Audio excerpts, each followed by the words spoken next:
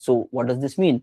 This code basically will come to your local machine also, like this. This is the local machine. Okay. So how do you do development? First, you find the branch, find the repository in the bid bucket. Then from integration branch, you cut a feature branch, what you want to develop. Then use some Git operation like Git clone and get these changes into your local machine. Changes will come here. It's the full project which is coming. Your full project is going to be available here, which is a Spring Boot Maven project. So your entire project, my first app, Spring Boot Maven project, is going to be available here in this local sync folder. Then what will you do? You will have your own IDE, which you will use for development purpose. The way we did it in the week 1, you will simply use import into IDE. Because it is a Maven project, you can simply import it into IDE. Import in IDE, existing Maven project. Once you have this import, basically you will be having the changes here. And after that, you will start doing code changes. This is the process of working. Then code changes in that project. And that is where instead of now just having this kind of a method, let's say whatever your requirement demands, you will add one more method. So you will be adding another method, let's say M2. Nothing but that is now code changes happening. This is what is the current process. Take a minute. Okay, where do you modify the code? How do you really get the code into your IDE for checking? Just have a look here. Everybody take a minute to just recap on this knowledge. So you don't start coding just anywhere randomly. You need to do it properly.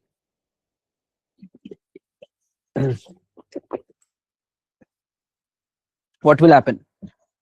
You want to make changes into microservice, my first app. A Git repository should be created in cloud provider like Bitbucket. By default, it will already have a master branch, main branch when you're creating the repository. Then somebody, one time, they will create an integration branch out of it, which is for certain purpose. We will discuss those purposes later. What is purpose of this? What is purpose of this? But right now we are discussing one purpose, why feature branch is required. Whenever there is a new sprint, now start catching up on the terminologies. Whenever the sprint starts, you are one of the developer supposed to do coding on some feature. You will realize I need to modify it inside this microservice. So you will create a feature branch from integration branch. What does that mean? Copy of whatever code is there in integration branch will be given to you. This is also in cloud itself. Now you want to start development on this feature branch. What will you do?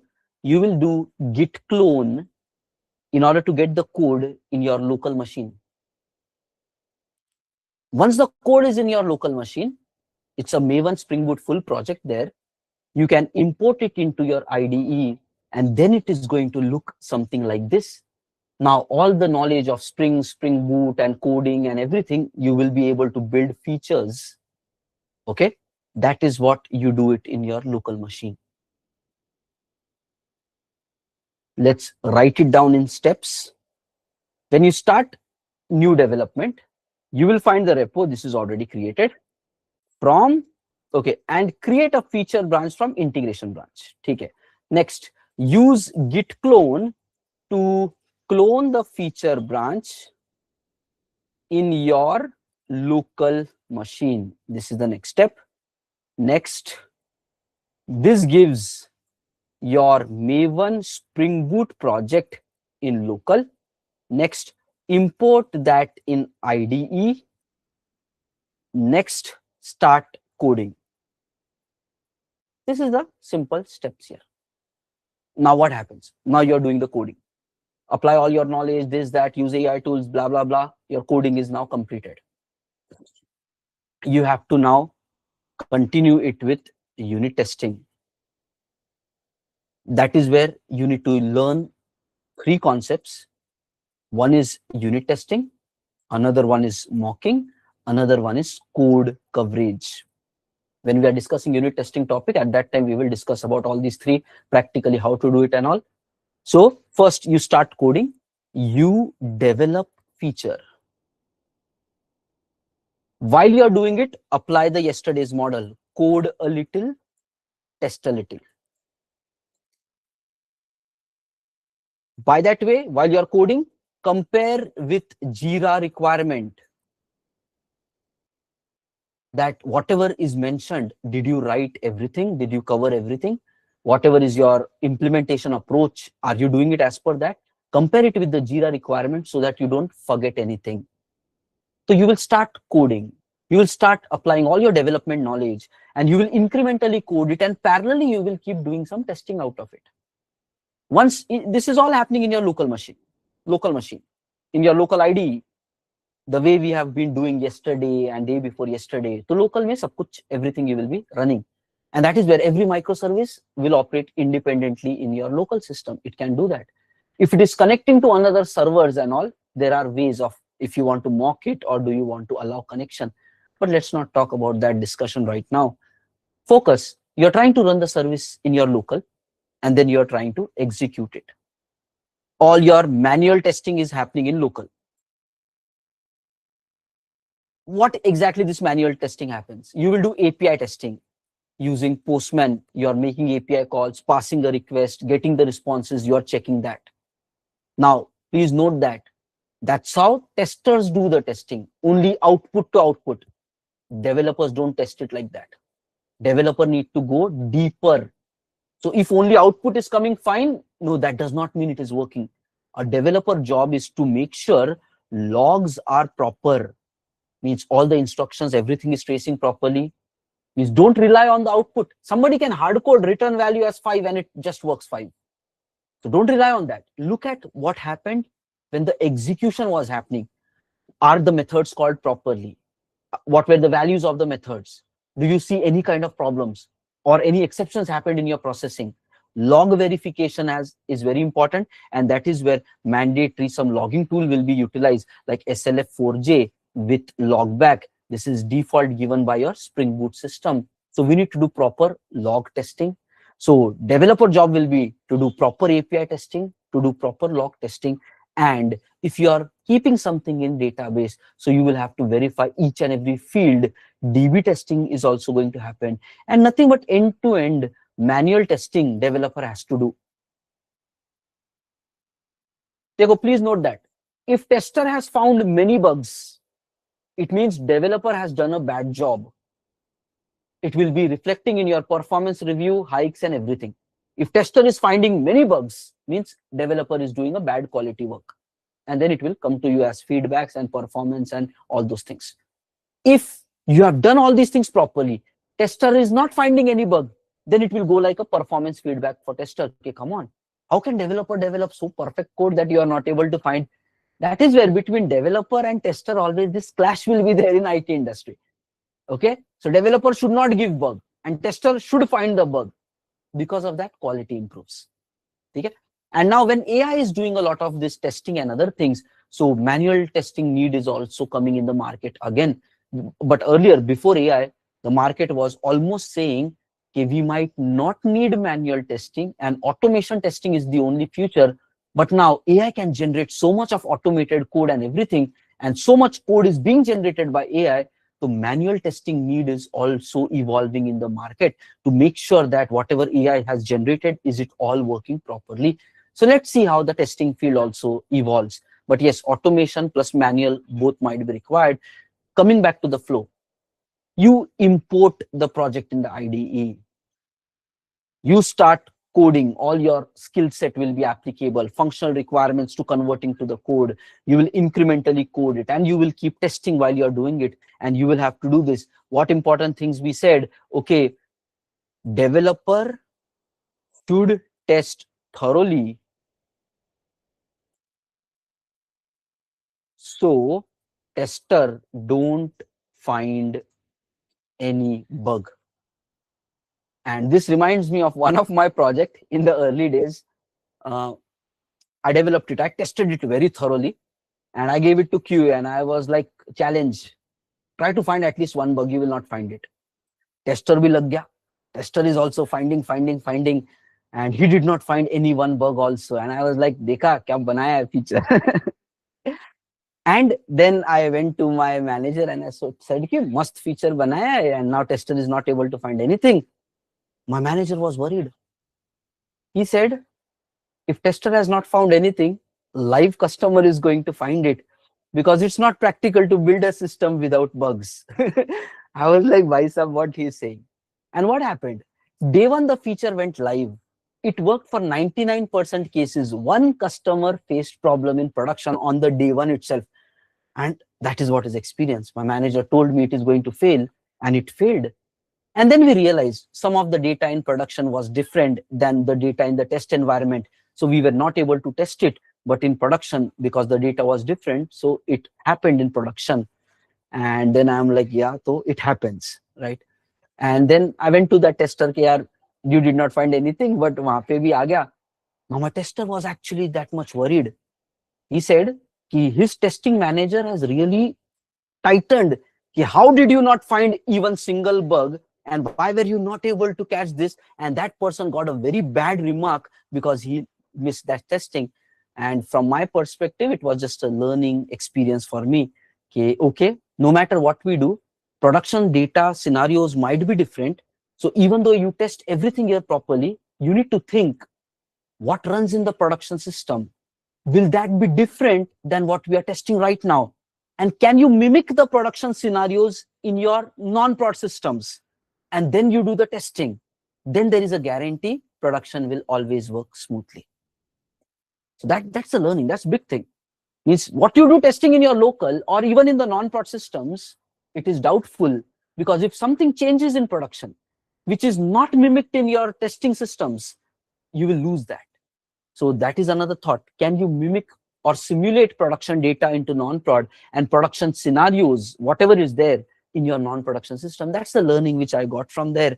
But please be aware. Try to do as best as you can and think.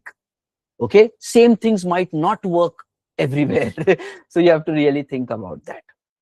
Anyways, the more experience you are gaining, this maturity is expected. Okay, yeah, once you work in local, that does not mean it will work forever everywhere. You need to think, are there any changes from my local to environments in non-prod and then in production, and try to anticipate that and then try to fix it so it works everywhere. Now that is maturity and experience. It's not just writing a code. It's about, will it work stable till the time live customers access the code? That's experience then, right? So please care about these things. Coming back to the topic, you will continue with all that. You will start developing the feature. You will code a little, test a little, incremental coding, smart thinking. You are doing API testing, log testing, DB testing, everything, verifying with regards to the Jira bug. Okay, is everything okay? And then you are trying to anticipate, will it work in further environments? Does it need any prod simulation? Simulation is nothing but mimicking. In non-prod for testing, you will do all of these things. And once you feel the confidence, yeah, it is looking good, then you go further, you continue with your unit testing and all that. Why it is required, we will discuss it later. But you will do unit testing.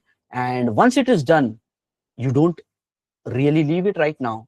Then you go to, let's say, your cloud, AWS dev environment for testing. Again, for many projects, this scenario will be there. Sometimes people will not have these. But anyways, during interview, you should say, yeah, this is how our approach of building the application was. AWS dev environment. Okay, what does this mean? It is some environment created for developers to do testing in AWS. Nothing but, what is an environment? Some set of machines will be there. The way in your laptop you are running your code, in AWS you will take a machine and in that you will run the code and then you do the testing there. As simple as that. Instead of running it in your local, you will run it in AWS cloud services, n number of services available. Let's say EC2 service you use, and there you do the testing. So what is an environment? It's nothing but set of machines that you will set up in AWS where your testing will happen. Now, if you want to put this into diagram, what we can say is parallel to this local coding now, in AWS, we will be having AWS dev environment.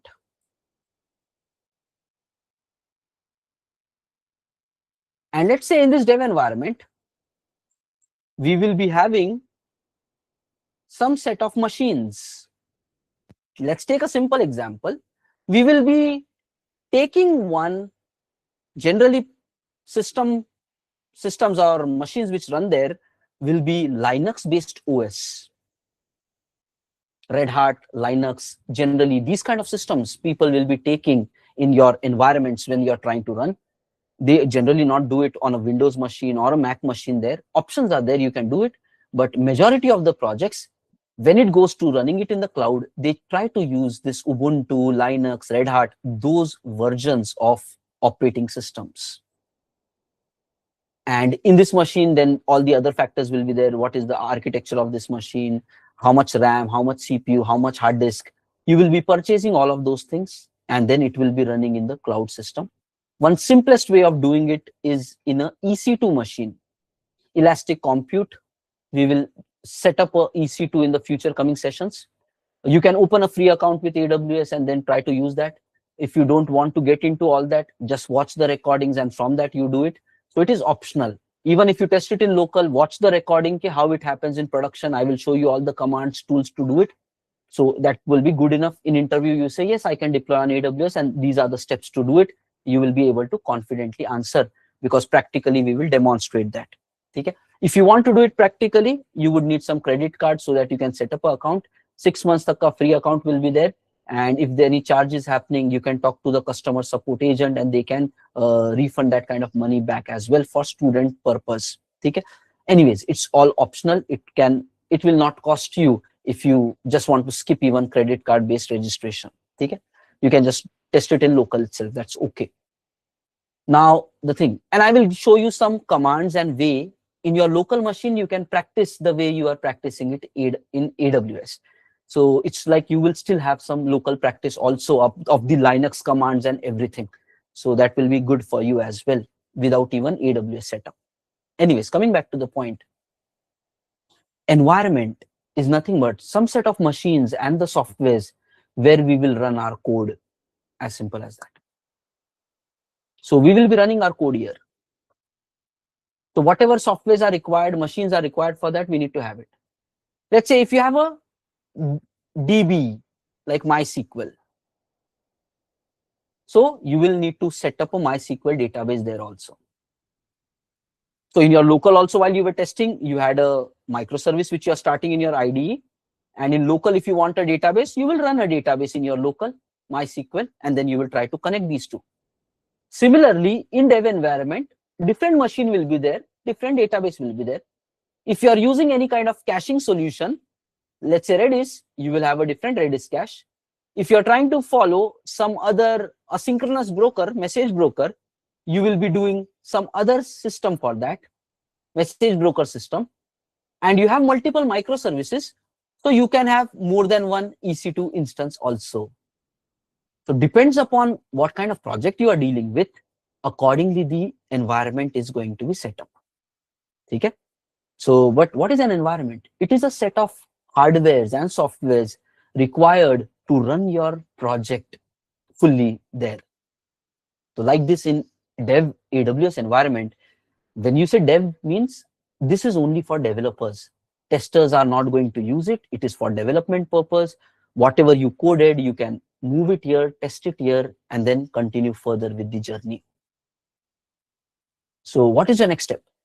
Follow the journey, what you're doing. Step by step, we are working through. First requirement, okay, it's a big journey.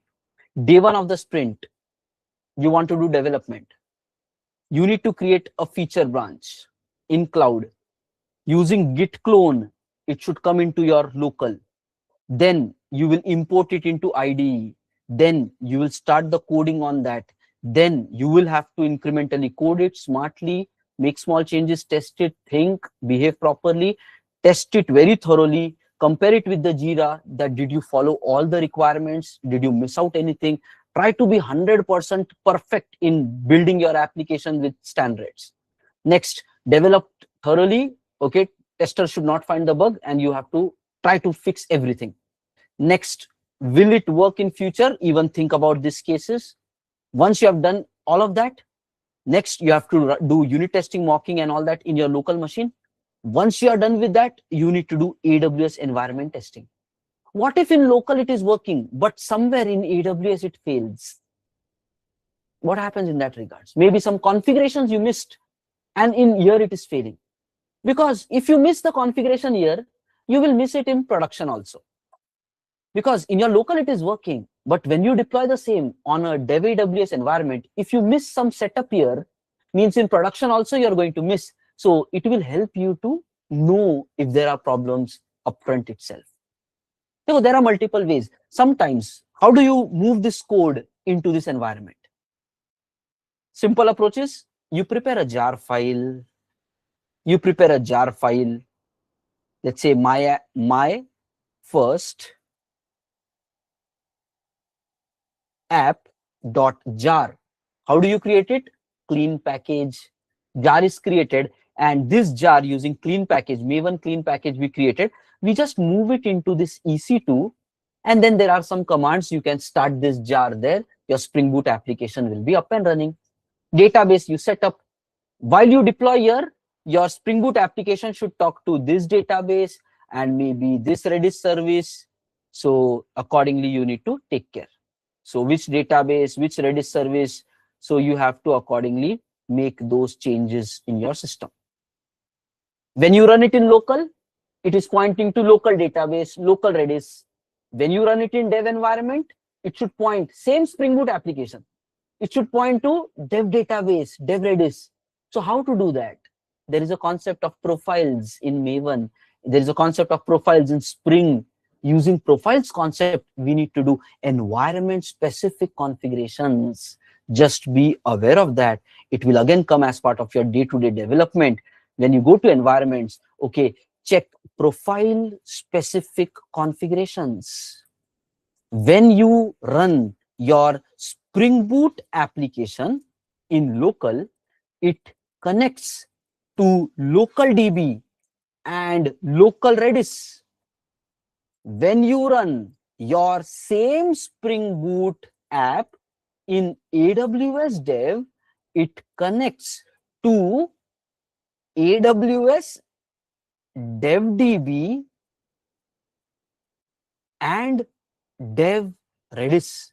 So right IP, right setup. How to do that? Using profile configuration. Spring Boot profile or Maven profile. We are going to have this profile also technically implemented, so you will know how to do the setup. But yes, before you get into AWS Dev environment deployment, you need to have this profile setup as well. So unit testing is done. You want to deploy it on AWS, you will do this profile-based setup, and then you will be deploying in on here. This is how you can prepare a jar, move the things there. How the database changes happen. You want to deploy the database also there. Think about it. There is a process for DB. We will talk about it all separately.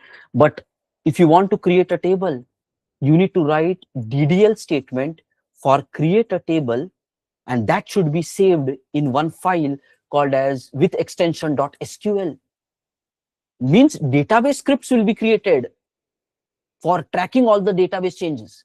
These scripts will be taken and scripts will be executed in your AWS. So same table structure can come here.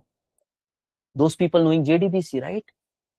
If the table is there, then your Java code tries to insert in that table. It works. You don't do DB deployment. You're trying to insert in that table. It's like SQL exception. The table does not exist. Column is not there, blah, blah, blah. So we need to think about application deployment and DB deployment from your local to there. And that is what, if you forget to do anything on the dev environment, errors will come, and you will learn from those errors and make sure when you're doing further production deployment, those mistakes do not happen. That is where dev environment testing is there. What if you miss some create table? Errors will come. What if you miss some configuration? Errors will come. And any other surprises on environment while testing, errors will come. You will learn that and you will fix it, so that when you deploy the same code in production, there it should work stable. Hope you are getting the need of why dev environment is important. Are you getting it, guys? Testing in local saves time, because you don't have to every time deploy on AWS. So local में full testing कर लो functional, but AWS में at least 1-2 use cases you should see to make sure everything is stable. What if you missed Java change? Local में it was fine. Somehow you did not take it there, right? Or n number of problems. DB is something is missed out, IP configuration error. All those things will come out, and then that will help you to code better. So maybe it doesn't take much time in AWS environment. Locally अच्छे से देख लो. AWS में random few use cases, if it is fine, mostly rest of the project should be fine. That's how your assurance should be. Good. Let's continue further. Full journey we are going through, how day-to-day development will happen, and now we will be practically doing a lot of these steps. Okay. Okay, let's resume. So once it is in dev environment, till the time you are doing all this thing, you will keep the Jira ticket in progress only. So you don't move it further. Okay. Let's say along with you, tester is also doing. So tester will also, the front end guy is also coming, and both of you are locally testing all properly. Then you want to test it with the front end person. So you are sharing all the details. He write the full code. Then front end assets will also be deployed in the dev AWS environment, and both of you will test the changes very properly. Front end plus back end, everything is running, and both of you will get the confidence it is good. Now what is going to happen? When you get this confidence, you will take the server task and you will say, I'm done with my task. I coded, I tested, it is fine. So server task, you will straight away move it into the done section. Done means my work is done, server work. Front end guy will say, hey, my work is also done. We have also coded it. Everything is fine. Work is completed. So like this, your subtasks you will keep marking as done. But the main question is, what happens to the main user story? This one. What happens to the main user story? We have finished two things. It is trying to put some color shade. Okay, two are in this state. One task is in this state. One task is like grayed out. So Jira is trying to say, hey, everything should be marked as green. Then only the work is completed. So Jira is trying to guide the developers further. What you will do is, once the development is completed, you want tester to do your testing. So initially, when developers are working, you will keep it in progress. Now you want the tester to do your testing. That is going to be the next process. Okay, developers are fine, deployed on AWS, everything is good. Now your next process will be, tester should continue with the testing. Tester to continue with testing. And in an agile team, okay, tester will be part of your team itself. It's not somewhere else, somebody sitting. Developer testers works together, and now you want to give it to tester. Okay, there is a process for that. How you give your features for tester to test. Please note, you should not change the Jira right now. You should change this Jira only when you have handed over to the tester. So currently the Jira will continue to be in progress only, and that means currently it's with developers, it's not with tester.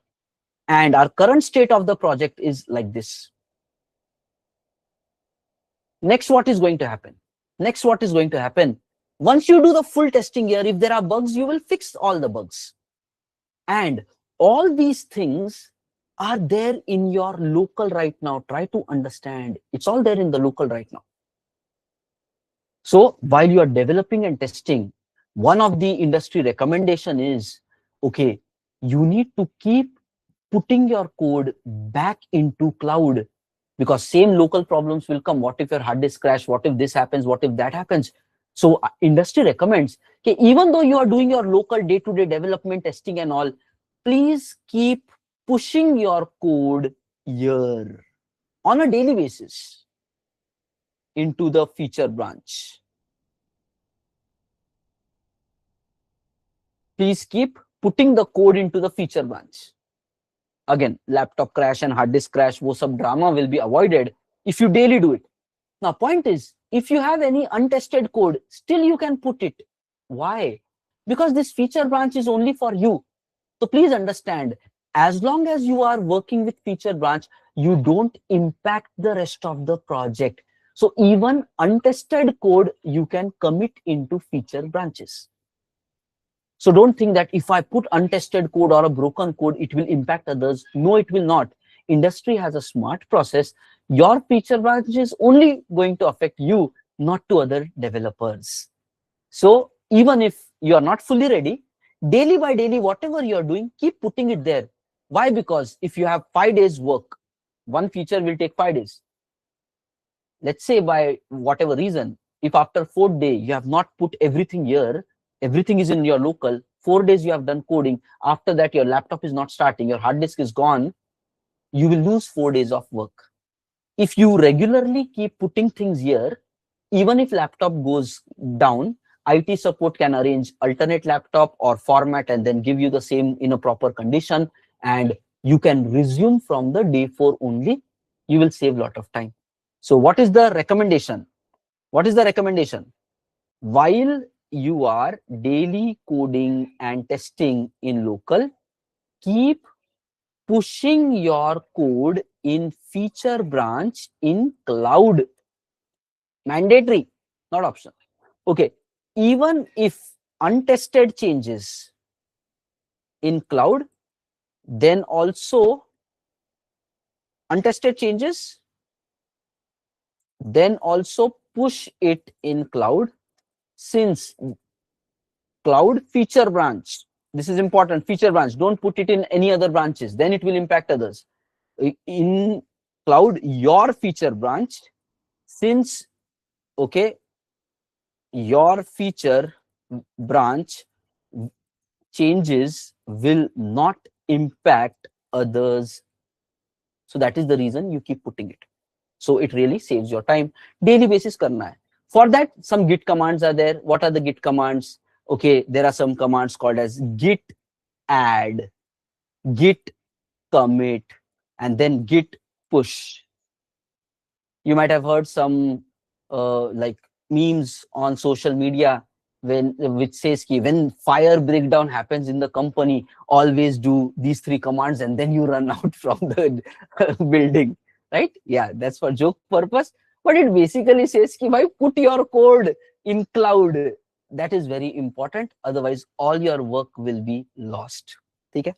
Okay, guys, are we getting step by step how the industry works?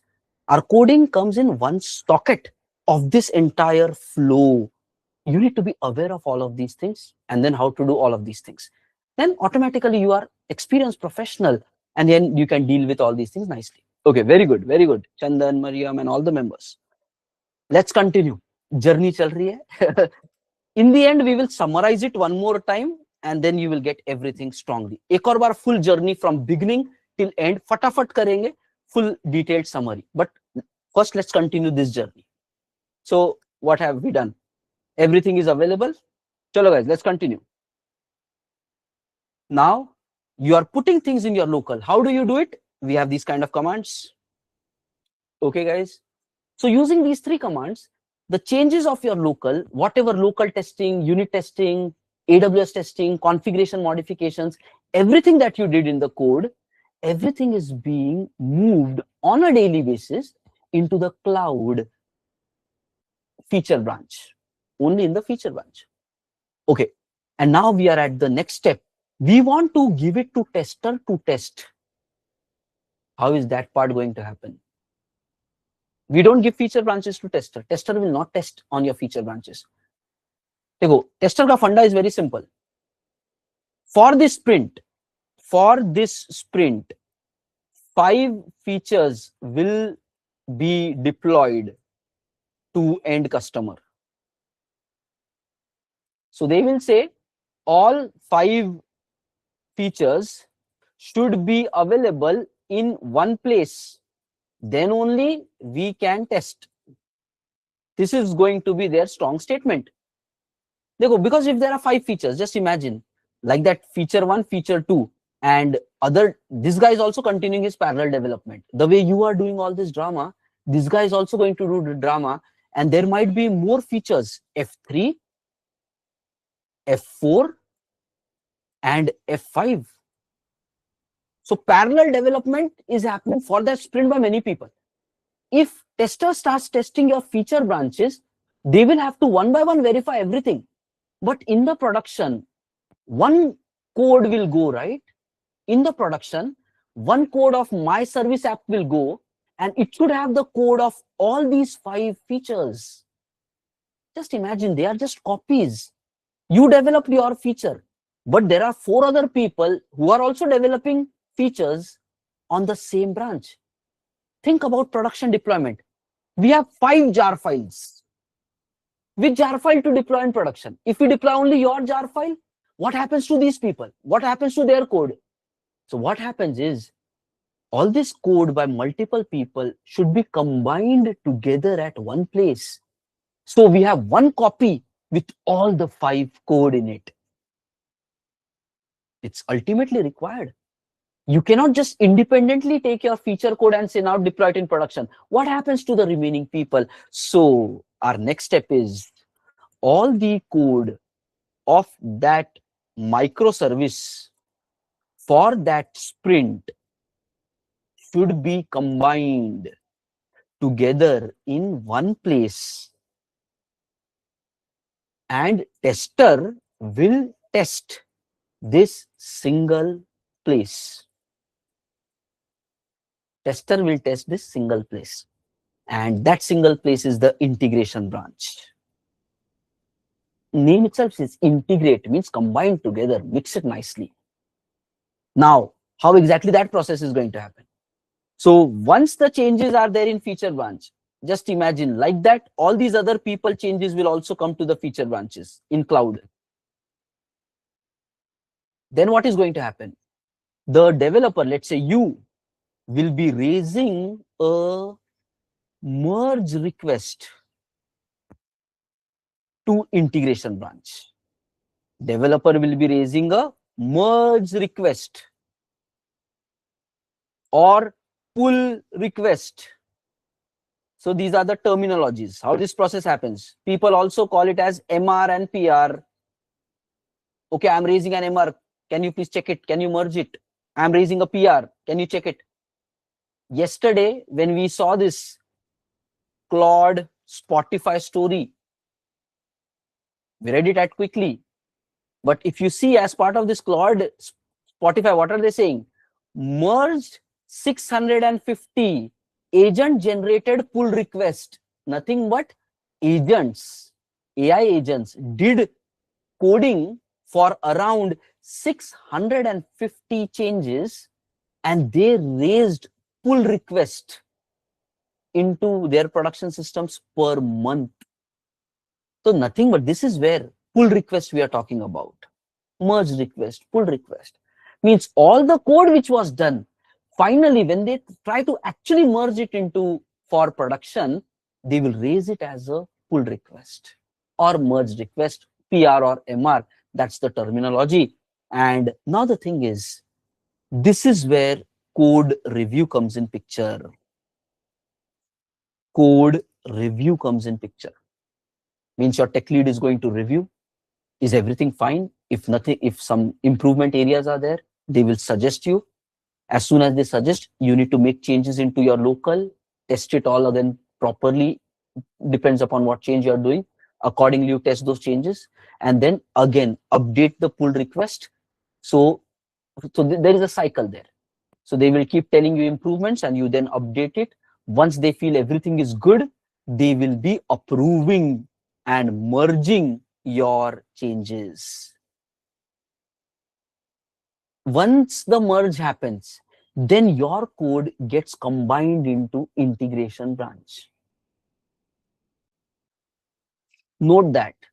At the same time, these other people code might also come. We don't know. They are doing independent work, but their work can also be merged here. Please be aware of that. There is a risk involved here. What if there is a concept called as merge conflict? So tester all the code here. So what basically is the next step? All the code of the microservice for that sprint should be combined together in one place. That is the integration branch.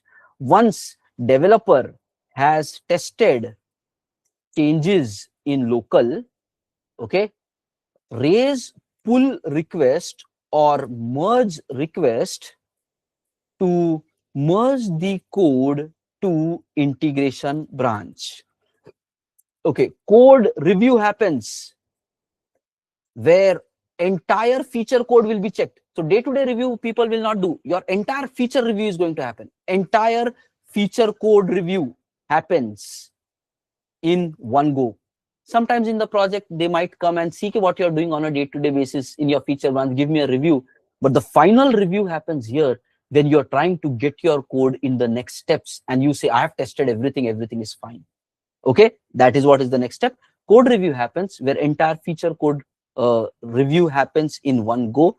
Okay, next steps here will be if any correction needed, then you have to fix in local, retest it, and update the pull request again with latest changes. It will be something like this. Once you do this process, then code reviewer, the code reviewer can be your other senior team members or they can be your tech leads. Code reviewer will approve and merge your changes to integration branch. This thing is going to happen. Now there is one risk involved here. The way you are merging, these other people are also merging. What if in same my file, method M1 was there, multiple people made changes in M1 method itself? Please note, this Git merging has intelligence. It will try to resolve it to the best possible extent it can, so that changes of everybody gets considered. But sometimes Git will not be able to resolve it automatically. Okay, what code to change, what code to take, because everybody is modifying the same piece of code. In that case, merge conflict is going to happen, where people have to manually review. One person is going to check it. Okay, what is my change? What is the conflict? What other developer has developed? You might have to reach out to that other developer and manually resolve the changes. But it is very natural when everybody is modifying the same piece of code. Git will try to resolve automatically, but there will be cases where Git says it's a conflict. I don't know. Should I consider your code or should I consider your code? Somebody please fix this. That kind of risk is there, which always had been there, and we have to manually fix those cases. Okay? So please be aware of this. When multiple developers are merging to integration branch, then Git will try to automatically resolve, automatically merge entire code together. Okay. However, if multiple developers are modifying same piece of code, then Git might face problems to resolve the conflict. In such case, you need to manually resolve. So all the tools are created in this manner where you can get these conflicts, you can see the conflicts, and then you can resolve. Today, it's already, I think, 1 PM is going to happen with just understanding the full process. So then maybe we might have to test this entire setup tomorrow where we set up Bitbucket. Let's see what we finish by 1, and then we will decide on how to go further. Okay? But we are trying to put entire process in one go, so please stay focused. It is not yet done. Okay, so we resume further. So everybody's coming here. If there is a risk, it has to be manually resolved. But the thing is, finally, all feature code will come to integration. Okay, wonderful. One place, all features coming together. What is the next step? What is the next step? We will be having, the way dev environment was there, like this, we will be having now a testing environment, QA environment. So we are talking about how many of the projects have. Sometimes variations will be there from project to project. Don't worry about that. But now there is going to be a QA environment or a testing environment. Again, here some set of machines will be there. Whatever is required to run the application properly. Now you need to understand, in the QA environment, your feature branch code will not be deployed. In the QA environment, integration branch code is going to be deployed. In the feature branch, this integration branch code is going to be deployed. Even whatever database changes, all these guys have made together, so DB changes also is going to be deployed. Again, using profiles concept, you can decide what changes to go where. Okay, so we will be having all of those things deployed. So QA environment will come from this place.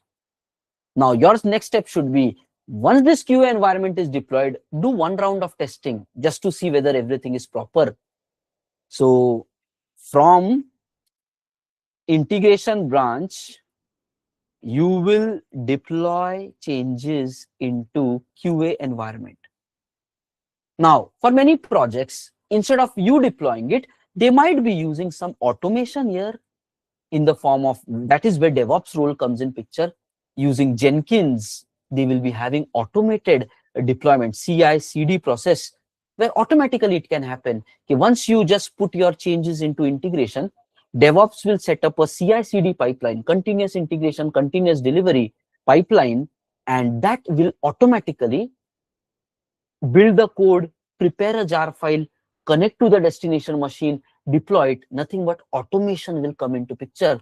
And one of the microservice principles says you need to have that automation, and that is where the need of the DevOps in the market is really growing, because so many just imagine this much work we spoke for one microservice. Like this in your project, 10 microservices are there, and people are working for many microservices. This work multiplies 10 times. So automation is required.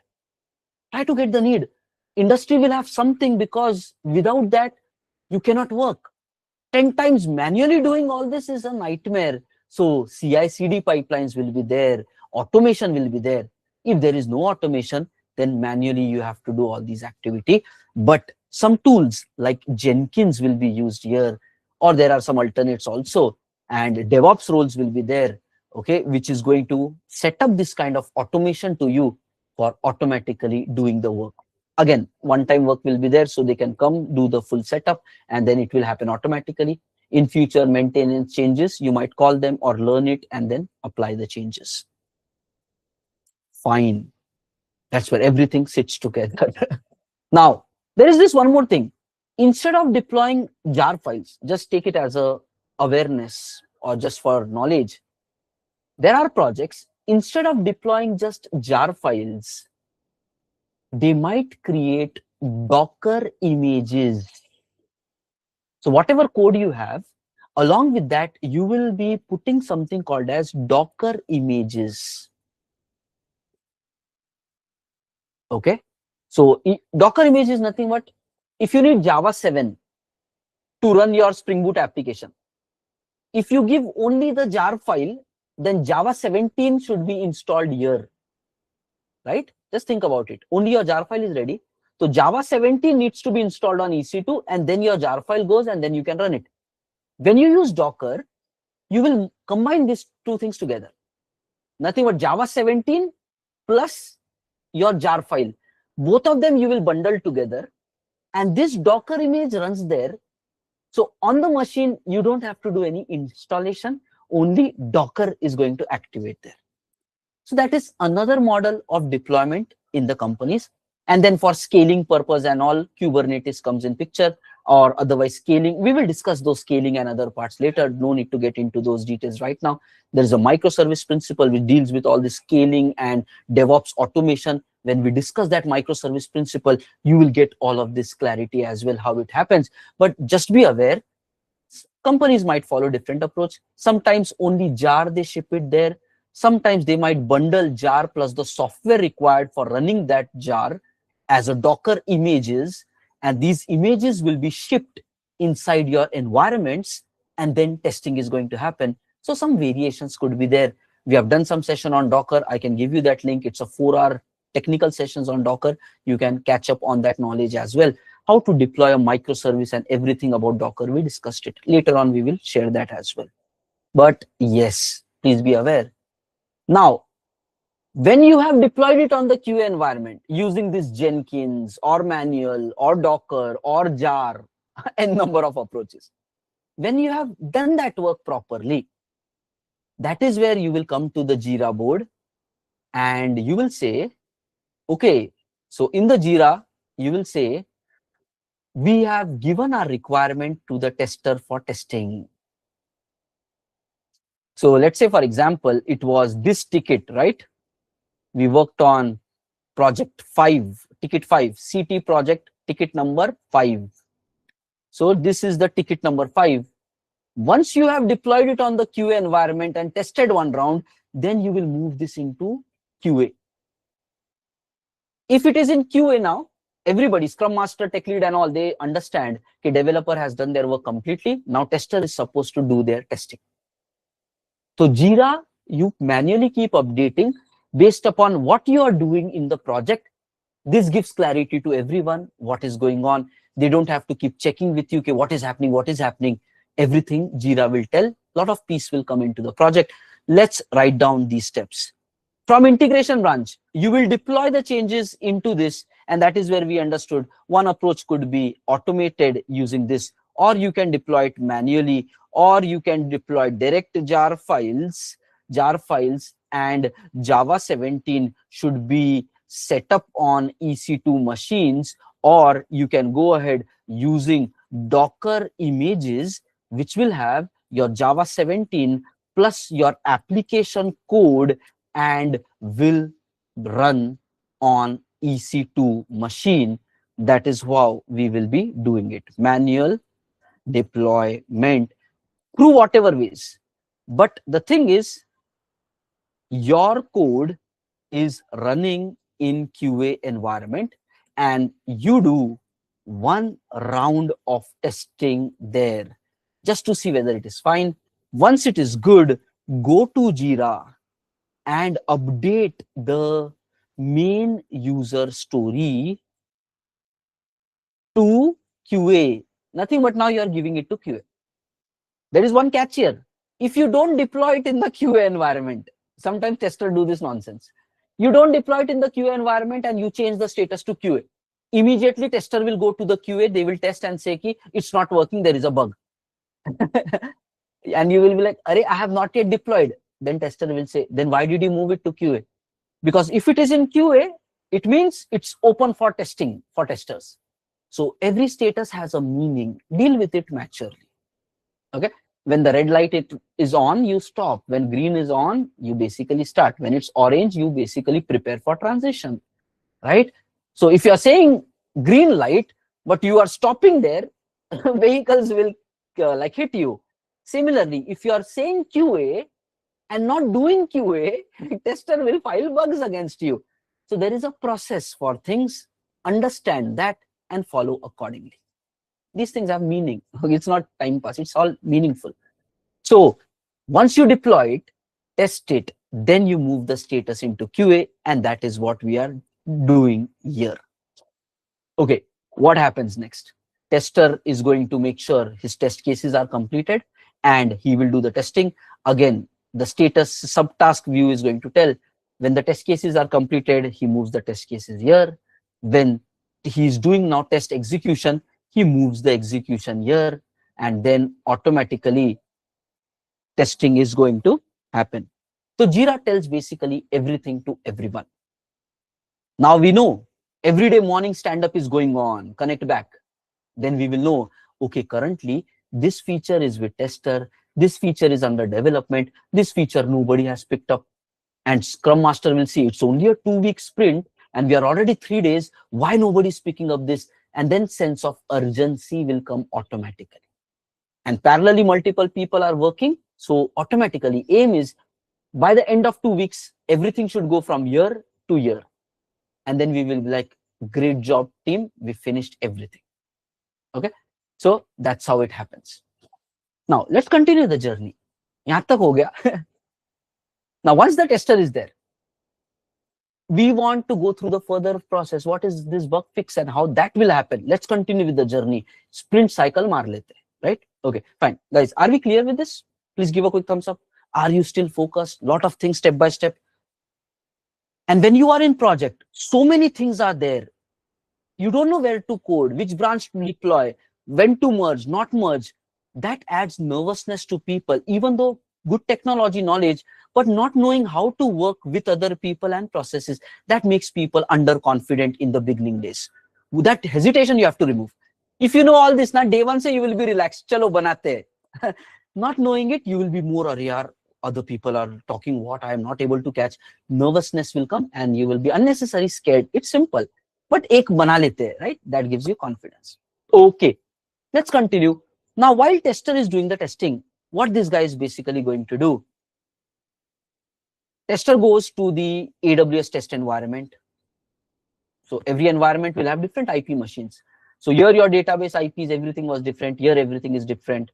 Tester goes here, connects his Postman, maybe goes to the logs, maybe checks the database and manual testing, and they will run some automated code also to run automated testing, that whenever new changes you have done, have you broken the existing functionality? So testing will keep checking all those things. They have tools and systems built for all these automation testing and stuff also. Regression testing to check all the backward features which were being developed. A lot of things will happen. Now, let's say tester found some bug. Maybe they will come to the developers and ask, hey, I'm finding something like this. Is that a bug or known? Some to and fro discussions might happen. But let's say finally the tester feels, no, it is bug. How will they say bug? Something is mentioned in Jira and your system is not working accordingly. Means it is a bug. Because Jira is the source of truth.